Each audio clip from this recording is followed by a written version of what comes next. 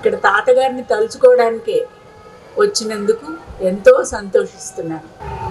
భృక్తరహిత తారక రాజయోగంలో తాతగారి మనవళ్ళు మనవరాళ్ళ కింద ఇక్కడ ప్రపంచవ్యాప్తంగా ఉన్న వాళ్ళందరికీ కూడా నా శుభాభినందనలు.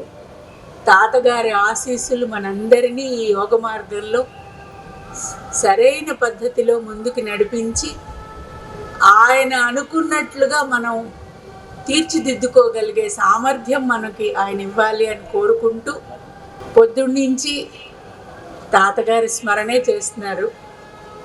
ఎటువంటి మార్గంలో మనం నడిస్తే ముందుకు వెళ్తాము అనేది రకరకాల ఉదాహరణలతోటి మనలో రావాల్సిన మార్పు గురించి, తాతగారి ఆలోచన విధానం గురించి చెప్పుకోవటమే మనం ఇవాళ చేస్తున్నది. ఆయన్ని స్మరిస్తూ ఉన్నాము. ఇప్పుడు నేను చేయబోయేది కూడా అదే అనుకున్నాను. అందరం అదే చెప్తూ ఉంటాం, కానీ అందులో ఉన్న మాధుర్యం మళ్ళీ మళ్ళీ రుచి చూస్తూ ఉంటాము అనేసి నేను ఇవాళ తాతగారు వాళ్ళ గురువు గారిని స్వామి అని పిలిచేవారు. స్వామి, ఆ స్వామి అనే పదానికి ఆయన జీవన జ్యోతిలోను ఆకాశ జ్యోతిలోను నేను ఇక్కడ చెప్పే విషయాలకి ఆధారం ఆ పుస్తకాల్లో తాతగారు చెప్పిన వివరాలే. మనందరం ఈ స్వామి అనే పదం చాలాసార్లు వింటూనే ఉన్నాం. మనం నృసింహస్వామి, అయ్యప్ప స్వామి, వెంకటేశ్వర స్వామి, ఏడుకొండల స్వామి, ఇంకా అనంత పద్మనాభ స్వామి, ఈ స్వామి స్వామి స్వామి అంటాం. ఈ స్వామిత్వం అంటే ఏమిటి, ఎవరిని అలా స్వామి అనాలి అనేలాగా వర్ణించి చెప్పారనమాట, వివరించి తాతగారు. మనం వెంకటస్వామి గారికి అయితే పేరులోనే స్వామి పెట్టేసుకున్నట్టు ఆయన. అది కాక తాతగారు ఈ స్వామి అని వాళ్ళ గురువు గారిని ఎంతో గౌరవంతో, ఎంతో ఆయనకి వినమ్రత తప్ప ఇంకొకటి లేదు, ఆ వినమ్రతతో ఆయన్ని స్వామి అని పిలుస్తున్నారంటే ఈ స్వామి అనే పదం ఎవరిని పిలవాలి అనేది చెప్పారు అక్కడ. ఈ రోజుల్లో మనం అందరినీ గురుగారు గురుగారు అంటాము, ఏంటయ్యా స్వామి అంటాము అనేది చాలా కామన్. మన సంభాషణలో ఈ పదాలు గురువు అంటే అందరినీ గురుగారు గురుగారు, స్వామి స్వామి, ఎవరు అర్హులు దానికి అనేలాగా తెలిసి మాట్లాడిన తాతగారు. అంతకంటే ముందు ఇదిగో ఈ గురుస్తుతి అనే పుస్తకంలో పైన రాసిన ఒక బ్రహ్మాండమైన అందమైన పద్యం ఉంది ఈ యోగం గురించి, ప్రభాకర్ శాస్త్రి గారు చెప్పింది. అందులో కూడా ఆయన స్వామి అన్న పదాన్ని సంబోధించటానికి సివివి గారిని చెప్పారు. పంచదార నేను, పాల్ నీవు, నీలోన కరిగినాడ కరుడుగట్టి తీవు, అధిక రుచుల ఏకమైతిమి, ఈ కోవ భూమికింత అమృతమేమి స్వామి అని. మేమందరం పంచదార లాంటి వాళ్ళం, నువ్వు పాల సముద్రం లాంటి వాడు. ఈ పాల సముద్రంలో మా పంచదార కలిస్తే ఒక కొత్త కోవ తయారైందిట. కోవా అంటే వర్గం, కోవా అంటే పాలకోవా లాగానే ఒక వర్గం. ఈ వర్గంతో భూమికి అమృతత్వం వచ్చేస్తుంది స్వామి. ఈ భూమి మీద ఉన్న మేమందరం కూడా నీలో కలిసిపోయాము, కాబట్టి ఇంక నేను అన్నతనం లేకుండా మొత్తం ఆ పాలకోవాలో కలిసిపోయిన ఈ కోవ ఉంది చూడండి, ఇంకా భూమికి అమృతమే స్వామి అని చెప్పి సివివి గారిని శ్రీ ప్రభాకర్ శాస్త్రి గారు గురుస్థుతిలో రాసిన ఒక పద్యం ఇక్కడ ఉంది. మనకి ఇంతకు ముందు వారు వేరే చోట్ల కానీ ఇక్కడ కానీ అన్ని చోట్ల చెప్పిన తాతగారు చెప్పినప్పుడు కూడా మనకి మన గుండె మీద కంట్రోల్ ఉందా, మన లంగ్స్ మీద కంట్రోల్ ఉందా, మన చేతుల మీద కంట్రోల్ ఉందా, కావాలంటే ఎత్తి దాంతో ఎంత సామర్థ్యంతో ఏ పని చేయగలం, అసలు మన శరీరం మీదే మనకి కంట్రోల్ ఎంత ఉంది అని అడిగితే నిజంగా చెప్పుకోవాలంటే మన శ్వాస మీద మనకి కంట్రోల్ లేదు, మన గుండె లయబద్ధంగా కొట్టుకుంటోందా లేదా అనే దాని మీద మనకు కంట్రోల్ లేదు, మనం తీసుకున్న ఆహారం సరిగ్గా జీర్ణం అవుతుందా లేదా అని కంట్రోల్ చేసుకునేలాంటి శక్తి కూడా మనకేది లేదు. కాబట్టి మన శరీరం మీద మనం స్వాములమా, మనం అధిపతులమా ఆలోచించుకుంటే మన శరీరం మీద కానీ, మన మనస్సు మీద కానీ, మన హృదయం మీద కానీ ఎక్కడ మనకి complete control and mastery over ourselves అనేది మనకి లేదు. ఇంకా మా అబ్బాయి మా మాట వినట్లేదు, మా అమ్మాయి మా మాట వినట్లేదు, ఆఫీస్లో నా మాట వినట్లేదు, ఎక్కడో ఎవరో నా మాట వినట్లేదు అనేలాంటివి చాలా కామన్. మన మనస్సే మన మాట విందు, మన మేధస్సే మన మాట విందు, మన శరీరం మన మాట వినదు, మన చుట్టుపక్కల ఉన్న వాళ్ళు మన మాట వినరు అంటే అందులో ఆశ్చర్యం ఏది లేదు. ఏమంటారు మీరు? మనం దేనికి స్వాములం కాము. ఊరికే పేరులో ఒక స్వామి పెట్టుకోగానే మనము సూడో స్వాములం అయిపోతాం అన్నమాట. నిజమైన స్వామి ఎవరు అనేలాగా తాతగారు వర్ణించింది నేను ఇవాళ మీతోటి చెప్పుకుంటున్నాను. తాతగారు ఎటువంటి వారంటే ఆయన ఆ పదవిలో ఉన్నా కూడా ఆ స్థాయి, పదవి కాదు, ఆ స్థాయికి వెళ్ళినా కూడా తనని తానెప్పుడూ స్వామి అనేలాగా అనుకోలేదు. ఆయన ఆ స్వామి దగ్గర హనుమంతుడు లాంటి వాడిని అనేలాగానే ప్రభాకర్ శాస్త్రి గారు ఆయన ఏం చెప్తే అది అనేలాగానే. ఇవాళ మనం తాతగారిని తలుచుకుంటున్నాం అంటే తాతగారికి ఆనందమైన ప్రభాకర్ శాస్త్రి గారిని, ప్రభాకర్ శాస్త్రి గారికి ఆనందమైన మాస్టర్ సివి గారిని తలుచుకుంటూ మనందరం కూడా ధన్యులం అవుతున్నాం అన్నమాట. తాతగారిని గొప్పగా ఎప్పుడూ ఆయన అనుకోలేదు, మనకు అవకాశం కూడా ఇవ్వలేదు. ఆ స్వామి ఏమంటారు అంటే, ఎవరికైతే తమ శరీరం మీద, తమ మనస్సు మీద, తమ ప్రజ్ఞ మీద, తన ఆధ్యాత్మిక ప్రవృత్తి మీద సంపూర్ణమైన జ్ఞానం కలిగి కంట్రోల్ ఉంటుందో ఆటోమేటిక్గా వాళ్ళకి నేను అనేది వేరుగా ఉండదు, విశ్వమంతా తానే అయి ఉంటారు, అన్ని చోట్ల అందరిలోనూ తననే చూస్తారు. కాబట్టి ఇప్పుడు నేను అనేలాగా కాకుండా ఈ వీలో ఎక్కడి నుంచైనా ఆయనకి కంట్రోల్ ఉంటుందన్నమాట. మిమ్మల్ని ఏం చెప్పినా మీరు వింటారు, మొక్క వింటుంది, కాకి వింటుంది, పిల్లి వింటుంది, ఆకాశం వింటుంది, వానలు వింటాయి, పంటలు వింటాయి, అన్నీ వింటాయి. ఎందుకు వింటాయి అంటే ఆయనకి వాటితోటి మమేకమయ్యి వాటిని ఎలా మంచి మార్గంలోకి తీసుకెళ్ళాలి అనేలాగా తెలిసిన స్వామిత్వం అన్నమాట.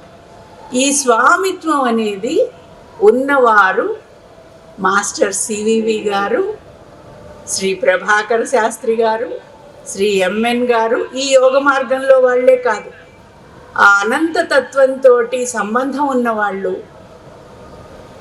నేను యోగానంద గారి autobiography of a యోగిలో Shri Yukteswar Giri గారు ఎలాగైతే పూరిలో అందరూ ఉత్సవానికి బయలుదేరితే సముద్రపు ఒడ్డున బాగా ఎండగా ఉంది గురువు గారు, ఇసుకలో కాళ్ళు కాలిపోతాయి, మేము ఇలా భజన చేసుకుంటూ వెళ్ళలేము అని యోగానంద గారు మిగిలిన వాళ్ళంటే చూసుకుంటాళ్లే అన్న ఒక్క మాటతోటి స్వామిత్వం గురించి చెప్తున్నాను. వాళ్ళేమి భస్మాలు చల్లలేదు, ఏమీ చూసుకుంటారు, అంతా చూసుకుంటారు. వీళ్ళు నడిచినంతసేపు మార్గంలో సన్నటి తుపర పడుతూ ఒక మబ్బు వచ్చి వీళ్ళు చక్కగా కాళ్ళు కాలకుండా భజన చేసుకుంటూ పూరిలో ఇసుకలో తిరిగి వచ్చారు అని చెప్పి రాసుకుంటారు యోగానంద గారు. అలాగే శ్రీ ప్రభాకర్ శాస్త్రి గారి ఇంటి పక్కనే గోశాల దగ్గర అగ్ని వస్తే వాళ్ళ అమ్మాయి గారి నాన్న అక్కడ ప్రమాదం జరిగిపోతుంది అంటే ఆయన వెళ్ళి అంత బాగుంటుందిలే అనంగానే ఆ అగ్ని చల్లారిపోయి గోవులన్నీ రక్షించబడ్డాయి అని చెప్పి వాళ్ళ అమ్మాయి గారు రాసుకున్నారు. మా నాన్నగారితో నా అనుభవాల్లో ఇది ఒకటి అని. మరి తాతగారు వారం రోజుల పాటు గోదావరి జిల్లాలో తుఫాను మధ్యలో ఆయన అక్కడ మరి పెట్టుకుంటే ప్రోగ్రాం పెట్టుకున్నారు. వారం రోజుల పాటు శ్రీ లక్ష్మణేతీంద్రులు, అనంతకృష్ణ గారు అందరూ వెళ్ళారు. ఆ ఒక్క చోట వాన పడకుండా, తుఫాను రాకుండా, వేరే చోట్ల వస్తున్నా వీళ్ళ ప్రోగ్రాంకి ఏమీ అడ్డు లేకుండా చక్కగా సాగింది అని చెప్పారు. ఈ ఉదాహరణలు 1, 2 నేను ఎందుకు చెప్తున్నానంటే, వీరికి మనుషుల మీదే కాదు, ఈ సృష్టిలో ప్రకృతి మీద కూడా స్వామిత్వం ఉంది. వాళ్ళు ఆ స్వామిత్వాన్ని దేనికి వాడుకున్నారు అంటే, ఇతరులకి హాని జరగకుండా, ఇతరులకి సౌఖ్యం కలిగేలాగా మంచి కార్యక్రమాలు జరగడానికి వాడుకున్నారు, తమ గొప్పలు చూపించుకోవడానికి కాదు. ఆ స్వామిత్వంలో ఉండే లక్షణంలోనే అహం అనే దానికి చోటు లేదు. మరి తాతగారిలో ఉన్న స్వామిత్వాన్ని ఆయన ఏం చెప్పలేదు, గురువుగారు అలా చెప్పారు అని వదిలేసేశారు. ఈ స్వాముల గురించి మనం ఇవాళ ఒక నమస్కారం పెట్టుకుని, తాతగారు ఆ స్వామి అనే స్టేజ్కి ఎలా ఎదిగారు అంటే, చిన్నగా గురువులు ఈ ప్రపంచం అనే సముద్రంలో నుంచి గిలక్కొట్టినట్టుగా ముందు వెన్న తీసి దాన్ని కరిగించి నెయ్యి చేసి ఎలా చేస్తారో, మనలో నుంచి కామక్రోధాలన్నీ తీసేస్తూ మన గురువులు మన వెంట తోడు పెట్టడం అంటారు. తాతగారు ప్రతి వర్డ్ని 2 సార్లు ఇన్వర్టెడ్ కామర్స్లో పెట్టి మరీ చెబుతారు. గురువులు మనని మన తోడు ఉన్నారన్నమాట. తోడు పెట్టడం అనే పదాన్ని మనం పాలకి చాలా ఈజీగా వాడతాం, కాచిన పాలని తోడు పెట్టడం అంటే. కానీ గురువులు మన తోడు ఉన్నారన్నమాట. ఆ తోడు ఉండి మనలో నుంచి ఏమేమి తీసేయాలి అనేవి తీసేస్తూ, గురువులు చాలా దొంగలు అని చెప్తారు తాతగారు. ఎటువంటి దొంగలు? చెప్పి తీసేసే దొంగలు, చెప్పకుండా తీసేసే దొంగలు కూడా. అసలు గోపాలకృష్ణుడే పెద్ద దొంగ అనుకుంటే, ఈ యోగంలో ఉన్న గురువులందరూ కూడా చాలా పెద్ద దొంగలు. మన ఆపదలన్నింటినీ ఎప్పుడు తాతగారి దగ్గరికి వెళ్ళి కూర్చోగానే నాతోటి మొదటగా ఆయన చెప్పుకునే పద్యంలో, అమ్మా ఆపదామపహర్తారం దాతారం సర్వసంపదాం లోకాభిరామం శ్రీరామం భూయో భూయో నమామ్యహం. ఎంత దొంగలమ్మా మన గురువులందరూ, ఎంత దొంగలమ్మా మన దేవుళ్ళందరూ అంటుండేవారు. అప్పట్లో నాకు అది పెద్దగా అర్థమయ్యేది కాదు, కానీ తాతగారు చెబుతున్నారు కాబట్టి వింటూ ఉంటే, ఇప్పుడు చూసుకుంటే జీవితంలో వెనక్కి వాళ్ళు ఎంత పెద్ద దొంగలో మనకు అర్థమవుతుంది. మనకి రావాల్సిన ఎన్ని కష్టాలని, మనకి కష్టం రాబోతోందని మనకి తెలియకముందే వాళ్ళకి తెలుసు. అది వాళ్ళ స్వామిత్వం. వాళ్ళకి కాల పరిమితులు లేవు, గతము భవిష్యత్తు ప్రస్తుతం వర్తమానం అనే తేడాలు లేవు. కాబట్టి మనకి రాబోయే ఆపదలు మనకు తెలియనివి కూడా వాళ్ళు తొలగించే సామర్థ్యం కలవాళ్ళు. ఆపదల్ని అపహరించేస్తారట, మనకి సర్వ సంపదలు ఇస్తారు. అంటే ఇప్పుడు చాలామంది, ఏమండి ఇక్కడికి వచ్చి దండం పెట్టుకున్నా కూడా ఇంకా ఈ కష్టాలు ఉన్నాయండి అంటే, ఇంకా నయం అంటే ఏంటంటే, అసలు ఏ స్థితిలో ఉండేవాళ్ళమో మనం, ఆయన మన ఆపదలు హరించకపోతే మనకు తెలియదు. మనం ఇంకా ఆలోచిస్తున్నాము, పక్క వాళ్ళ గురించి ఆలోచించుకునే సామర్థ్యం పెంచుకుందుకు ప్రయత్నిస్తున్నాము. ఒక మహాభక్తుడిని ఇందాక మనకి సివివి గారు వాళ్ళు 100 జన్మలు అంటే మనకి లక్షల జన్మలైనా అన్న. ఒక భక్తుడికి నీకు ఈ చింత చెట్టు మీద ఉన్న ఆకులన్నీ జన్మలు ఉన్నాయి అన్నట్టు ఎవరో నారదుడో ఒక గొప్ప ఆయన. చింత చెట్టు మీద ఉన్న ఆకులన్నీ జన్మలు అంటే మనమైతే అయ్యో బాబోయ్ అనుకుంటాం. ఆ భక్తుడు ఓష్ ఇంతేనా, ఈ చింత చెట్టు మీద ఉన్న ఆకులేనా, ఏం బెంగలేదు, నేను త్వరగా దాటేస్తాను అనుకున్నట్ట. ఆ ఆలోచన విధానంలో వచ్చే తేడాతోటి మన వెంట గురువులు ఉంటే మనం ఎలా వెళ్తాము, మన వెంట గురువులు లేకపోతే ఎలా అధైర్యపడతాము అనడం కోసం చెప్తున్నాను.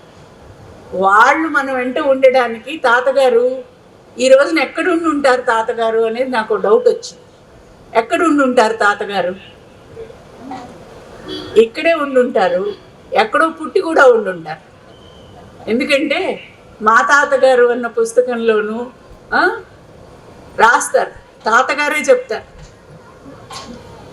నా దేవుందమ్మా, మనమైతే ఇంక ఈ జన్మ చాలు, నాకు మోక్షం కావాలి. మీలో మోక్షం ఎంతమందికి కావాలో చేతులు ఎత్తండి. అందరూ ఒకవేళ చేతులు ఎత్తినా ఎత్తకపోయినా అందరికీ కూడా ఇంకా చాలు ఈ జన్మలు, ఇంకా మోక్షం. తాతగారికి మోక్షం వద్దు.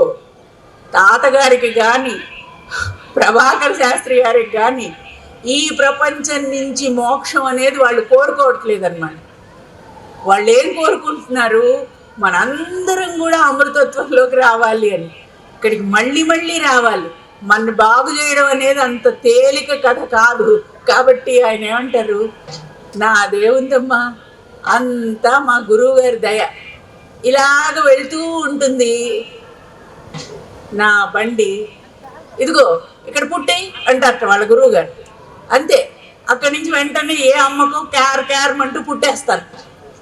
అంత తేలిగ్గా ఈ సృష్టిలోకి రావడం అనేది ఆయన అంత చిన్న పిల్లవాడి ఆటలాగా తలుచుకుని ఎందుకు వస్తారు? ఇక్కడేదో సొంత ఆస్తులు సంపాదించడానికి కాదు, సొంత భవనాలు కట్టడానికి కూడా కాదు. వాళ్ళ గురువు గారు ఏం చెప్తారో అది చేయడానికి. అంటే గురువు గారు ఎక్కడ పుట్టమంటే అక్కడ పుడతాను, ఎప్పుడు పుట్టమంటే అప్పుడు పుడతాను, నాదేముంది నాయన అన్నారే. ఆ లక్షణమే కనుక మనకు కూడా వస్తే ఈ యోగంలో మనం కూడా తాతగారు మీరు మమ్మల్ని ఎక్కడ ఉంచితే అక్కడ ఉంటాం, మీరేం చేయమంటే అది చేస్తాం అనగలిగితే నిజమైన సరెండరెన్స్ తాతగారికి ఎలాగ శ్రీ ప్రభాకర్ శాస్త్రి గారి మీద ఉందో మనకి కూడా అది ఏర్పడుతుంది. తాతగారి స్వామిత్వం రావాలి అంటే, శ్రీ ప్రభాకర్ శాస్త్రి గారు లాంటి స్వామిత్వం రావాలంటే ఆ అనంత తత్వాన్ని మనం మనలో అనుభవించగలగాలి. అది చాలా దూరమైన మాటే, కానీ అసంభవం కాదు.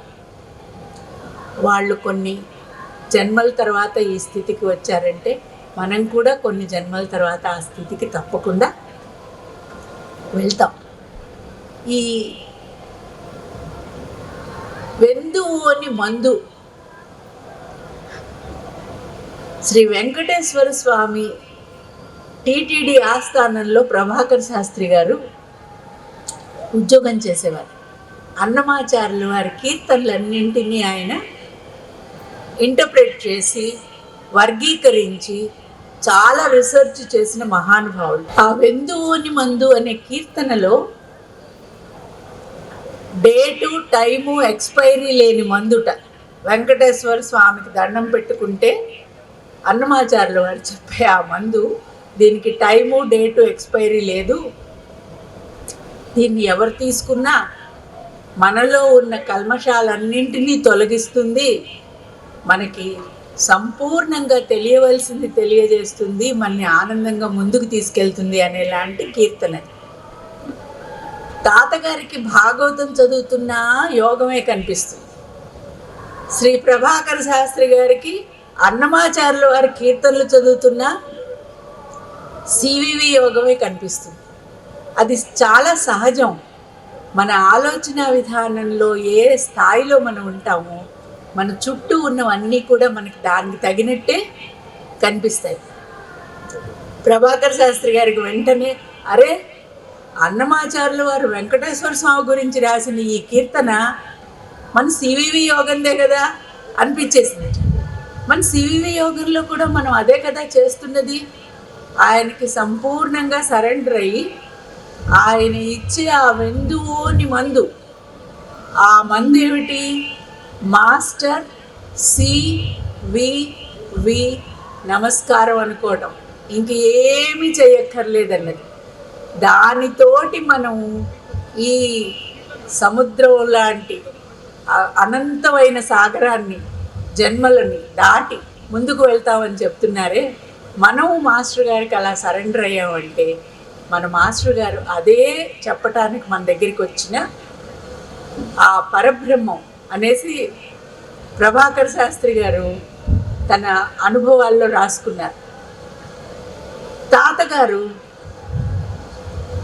ఈ వెందువోని మందు ఎప్పుడు ఎవరికి ఎలా ఇవ్వాలి, ఎంత ఇవ్వాలి అనే దాని గురించి అనుకుంటూ, ఇవాళ ఇక్కడ ఉన్న వాళ్ళందరూ తాతగారు మన మధ్య ఉన్నారు అని శ్రీ యోగానంద గారు చెప్పినట్టు మన మధ్య ఉన్నారు అని మనం నమ్ముతున్నాం.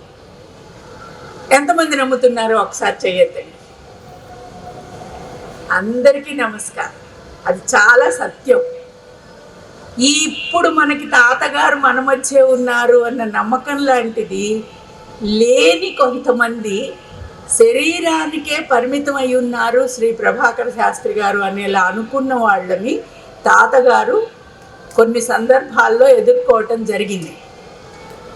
ఒకసారి ఒక ఆయన ఈ యోగంలో ఉన్న ఆయన తాతగారి దగ్గరికి వచ్చి నాకు కడుపు నొప్పిగా ఉంది అన్నారు. అంటే తాతగారు తన దగ్గర పక్కనే ఉన్న ఒక జామకాయ తీసి ఆయన చేతిలో పెట్టారు. తినండి, తగ్గిపోతుంది, మీకు అంతా చూసుకుంటారు గురువుగారు. ఆయన వెంటనే, ఇదేమిటయ్యా కడుపు నొప్పిగా ఉందంటే జామకాయ ఇస్తావు తినమని, కడుపు నొప్పి పెరుగుతుంది ఎలా తగ్గుతుంది అంటే, గురువుగారి దయతోటి, అంటే గురువుగారు ఉన్నప్పుడైతే గురువుగారి దయతో తగ్గుతుందని నువ్వు అంటే అది ఒప్పుకుంటాను. కానీ ఇప్పుడు ఎక్కడున్నారు ప్రభాకర్ శాస్త్రి గారు? ప్రభాకర్ శాస్త్రి గారు లేనప్పుడు మరి ఆయన ఉన్నప్పుడు చెప్పిన మాట నువ్వు చెప్తే నాకేంటి అనేలాగా బెంబేలు పడిపోయాడు. అప్పుడు తాతగారు ఆయనకి చెప్పారు, శ్రీ ప్రభాకర శాస్త్రి గారు అప్పుడు ఎంత ప్రభావంతో ఆ మాట చెప్పారో ఇప్పుడు కూడా ఆ మాటకి అంతే ప్రభావం నాయన.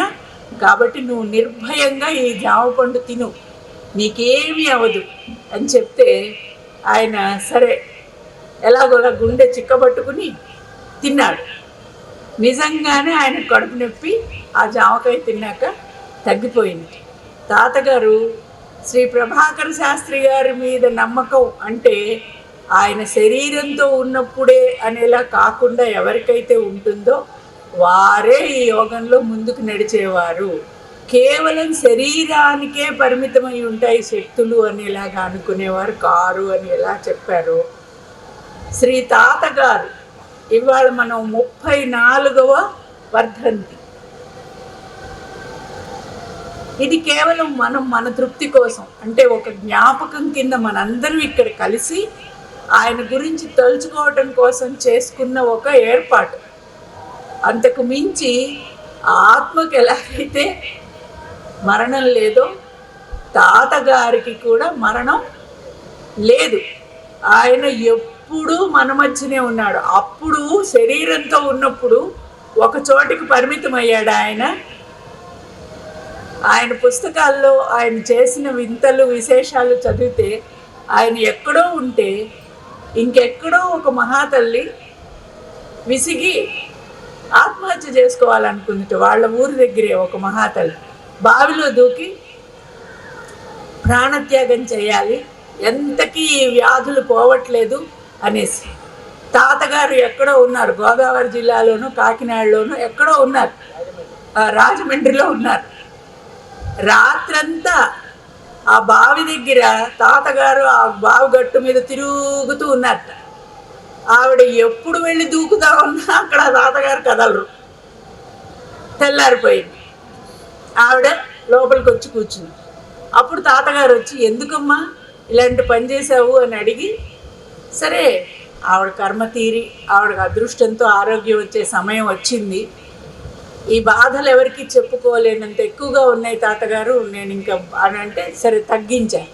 కానీ ఎందుకు చెప్తున్నానంటే ఆయన ఒక చోట ఉన్నాడు అనే పరిమితత్వం ఆయన శరీరంతో ఉన్నప్పుడే లేదు. ఇంకా ఇప్పుడు ఆయన ఎక్కడ ఉన్నాడు అనే డౌట్ మనకు అస్సలు అక్కర్లేదు. ఆయన ఇందుగలడు అందులేడను సందేహము వలదు చక్రి సర్వోపగతులు ఎందెందు వెదకి చూచిన అందందే కలడు అన్నట్టు శ్రీ కొత్త రామకోటయ్య స్వామివారు సర్వవ్యాపి. ఆయన అంతటా ఉన్నారు. కానీ ఆయన పేరు చెప్తే ఆయన ఊరుకోరు. ఆయనకున్న గొప్ప లక్షణం ఏమిటంటే, నన్ను నా పేరు పెట్టి చెప్తావా? ఆయనే ఆయన పేరుని ఒప్పుకోలేదు. మీ పేరేమిటండి అనగానే మనందరం చాలా గొప్పగా డాక్టర్ వరలక్ష్మి, శ్రీ యోగానంద, ఇంకో శివానంద అని పేర్లు చెప్పుకుంటాం. ఆయనకి అసలు ఆ నేను అనే తత్వం ఎంత లేదంటే, చూశాను ఆయన నన్ను రామకోటయ్య అంటారు. అంటే ఆయనకి నిరంతరం జ్ఞానం ఏమిటంటే, నేను ఈ శరీరం కాదు, లేకపోతే నేను ఈ శరీరానికే పరిమితం అవ్వలేదు. నేను అనేది దీనికి మించిన చాలా. అది ఆయనకి ఎప్పుడు తెలిసింది? మనం అందరం మళ్ళీ మళ్ళీ తలుచుకునేదే శ్రీ ప్రభాకర శాస్త్రి గారి దగ్గరికి వెళ్ళి మొదటి రోజు ఆయన దండం పెట్టుకోగానే ఆయనకి లోపల నుంచి ఒక ఆనందమైన చిరునవ్వు వచ్చింది. నేను అనేది ఇదేది కాంది, లోపల నాలోనే ఉంది ఆ అనంతతత్వం అనేది. ఎప్పుడైతే అది తెలుస్తుందో, ఇది నాది, ఇది నేను అనేది ఆయనకి లేదు. ఆయన ఒకసారి తల వంచి దండం పెట్టిన తర్వాత శ్రీ ప్రభాకర శాస్త్రి గారికి ఇంకా మళ్ళీ ఆ తల పైకి లేవటం అనేది, ఇంకొకసారి దండం పెట్టాల్సిన అవసరమే లేనంత సరెండరెన్స్ అన్నమాట. భగవద్గీతలో 19వ అధ్యాయం అని చెప్తారే, సర్వధర్మాల్ని పరిత్యజించిన పూర్ణ భక్తుడి కింద ఆయన. ఎవ్వరిలోనూ ఏ తేడాలు చూడకుండా అంతటా గురువు గారినే చూసిన మహనీయుడు. ఆ స్వామి అంతటా చూసింది తన గురువు గారిని. అంతటా ఆయనకున్నది ప్రేమతత్వమే. మనకి ఆయన ప్రేమతత్వం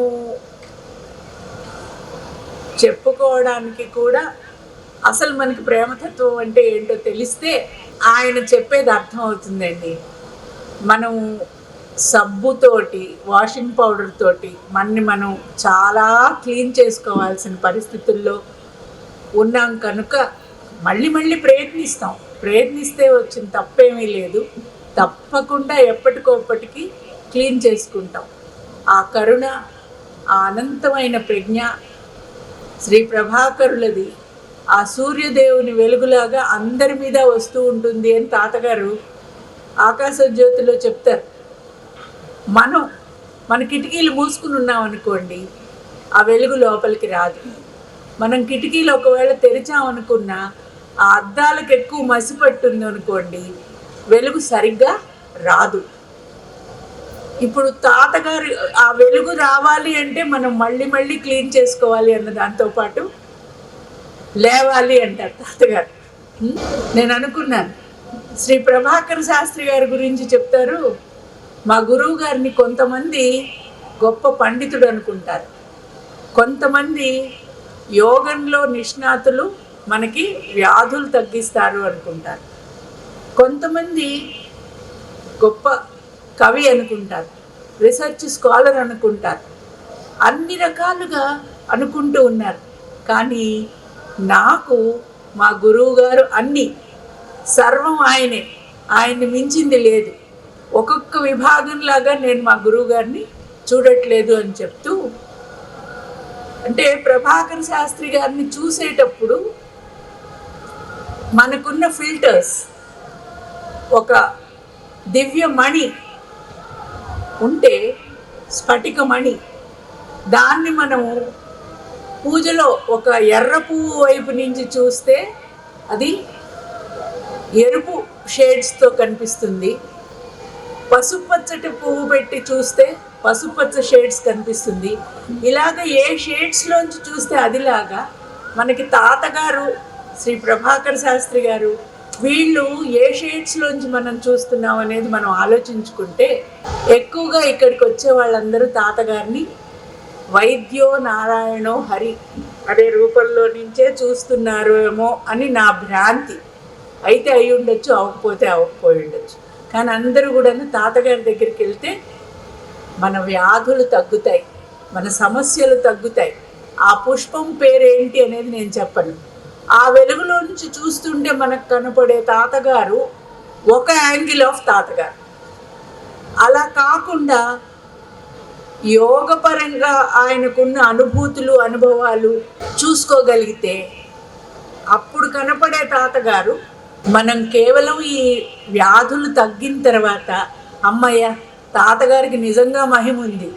ఇక్కడికి వచ్చిన వాళ్ళలోనే కొంతమంది మేము మరి తాతగారికే దండం పెడుతున్నాం, మాకు ఇంకా ఎందుకు తగ్గలేదు అని అడిగే వాళ్ళు ఉన్నారు. అంటే తగ్గితే తాతగారి దయ, తగ్గకపోతే తాతగారి దయ లేదు అనుకునే స్థాయి నుంచి మనం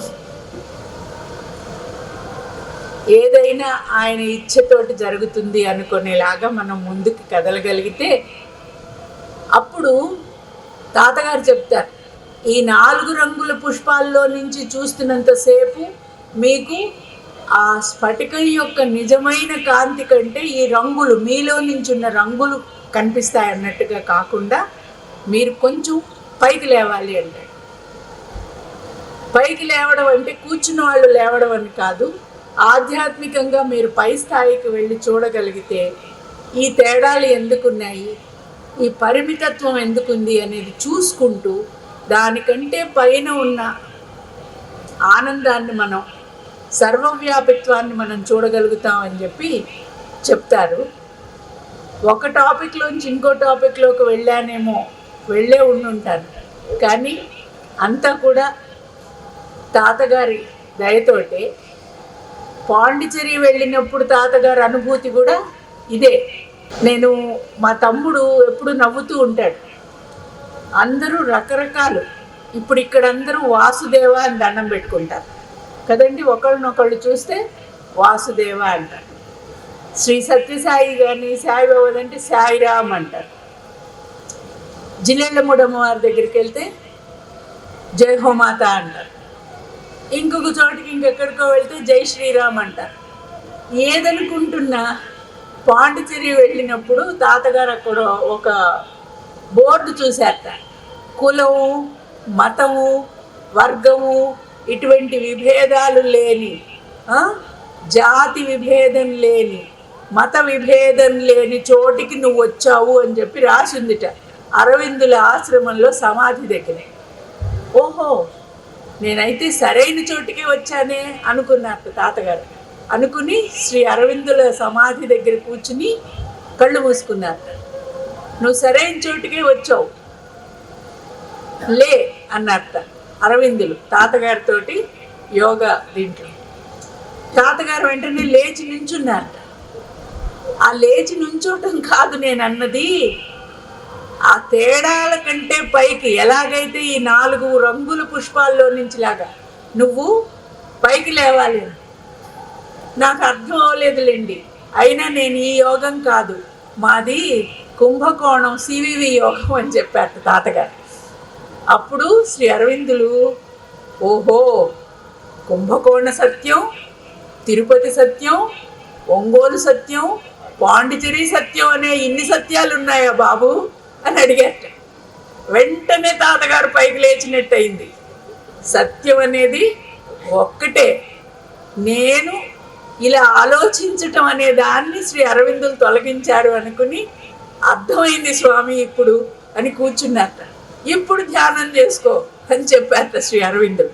అప్పుడు తాతగారికి ఈ సత్యం అనేది సర్వవ్యాపి, ఈ సత్య మార్గంలో మనం వెళ్తున్నాం, దీంట్లో మనకి ఈ భేదాలు ఏవీ లేవు అన్నారే, అది చెప్పటం ఎంత తేలికో మనకి లోపల జీర్ణించుకోవటం అనేది చాలా.